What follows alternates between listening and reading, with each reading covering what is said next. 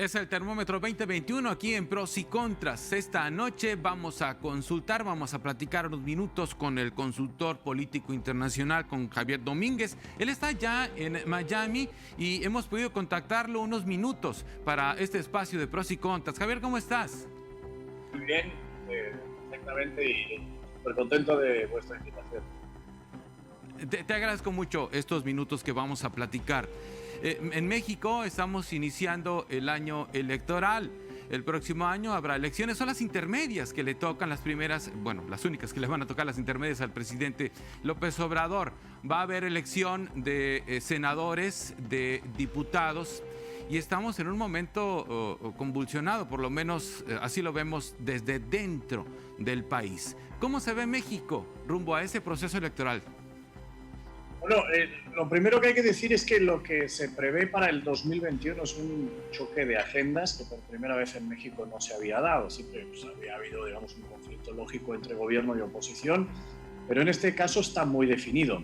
¿A qué me refiero con eso? Lo primero es que hay una agenda social por parte del gobierno de dávida, de presente, de regalo, de atención a la gente más necesitada, con dinero en efectivo en la mayoría de los casos, que parece ser, o así lo plantea, es incompatible con una agenda económico-social, que es la que plantea una parte de la oposición y el sector productivo del país, que al final son las empresas, no olvidemos, las que generan empleo, no las genera un gobierno, ni siquiera la capacidad impositiva las genera un gobierno. Entonces, yo creo que por primera vez es un debate bastante peligroso, porque intentar enfrentar a los pobres contra los ricos, enfrentar a los que reciben apoyo social contra los que generan el recurso económico del país, pues es altamente preocupante, porque en ninguno de los países donde eso ha sucedido con anterioridad ha funcionado.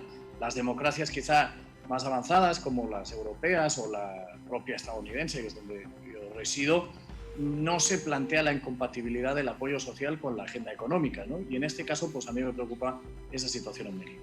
Bien, estamos ante una narrativa en donde tener dinero es malo y no tenerlo pues es relativamente bueno, porque para eso está el gobierno, ¿no? Y es ahí donde empieza esta división a la que tú refieres. ¿Piensas que cambiaría este mapa electoral para el próximo año? ¿Qué números has visto tú en México? ¿Se podría tener ya un contrapeso que no tiene, por ejemplo, ahora el gobierno en la Cámara? No, mira, más que un contrapeso, que yo creo que sí se va a dar de alguna manera, primero porque México lo necesita que haya un diálogo abierto, rico, sincero, honesto, sin agresividad, entre gobierno y oposición. Datos como tal es muy difícil. Yo sé que hay mucha moda por los rankings y mucha moda por facilitar Sí, claro. encuestas de todo el país, que dudo bastante de la fiabilidad de algunas de ellas, por motivos varios, profesionales, y otros por motivos políticos. Pero en términos generales, ¿qué nos dice las encuestas? Uno, en el norte del país, donde Morena teóricamente tenía las elecciones ganadas en el 21, hoy son competitivos, en algunos casos con el PRI, en otros casos con el PAN. En el Bajío, entendamos pues Querétaro, Guanajuato, San Luis, Aguascalientes, donde el PAN ya gobernaba, se consolida el PAN de forma clara, sin posibilidad de Morena, digamos, de arrebatar, que además hay que entender que el factor Andrés Manuel López Obrador no está en la boleta por primera vez, y por lo tanto aquí lo que está a prueba es qué tanto funciona la marca Morena sin AMLO.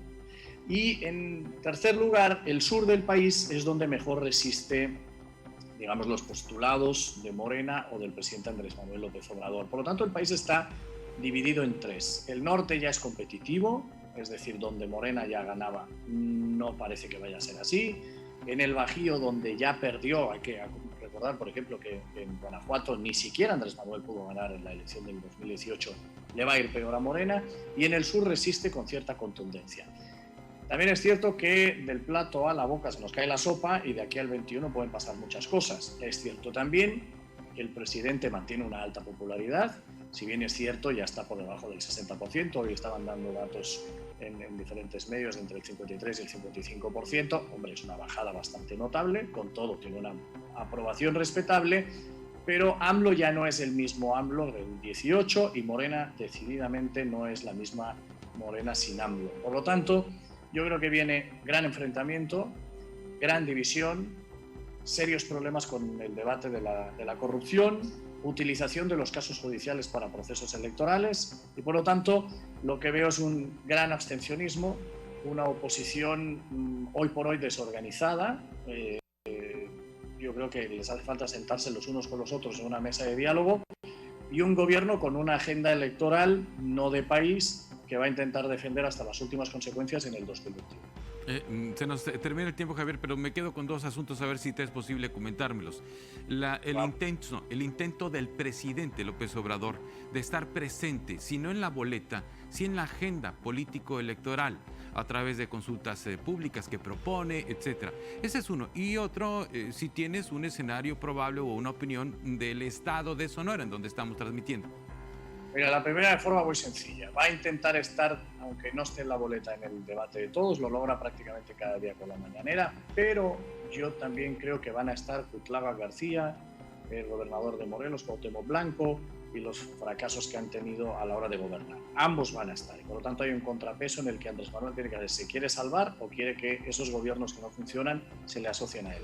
Y en el caso de Sonora va a depender mucho del papel de la oposición, de la capacidad de diálogo. El candidato de Morena es un candidato muy fuerte, es prácticamente, podríamos decir que va a ser Durazo, sí, y que es una confianza del presidente. A partir de ahí se vislumbra poca cosa, sí de forma bastante notable en el caso del PRI el Borrego, Gándara, como candidato que hoy pareciera impectore, pero que se necesita tejer mucho más que simplemente ir a enfrentarse a Durazo, que como candidato es un monstruo, evidentemente, y es el candidato hoy a batir.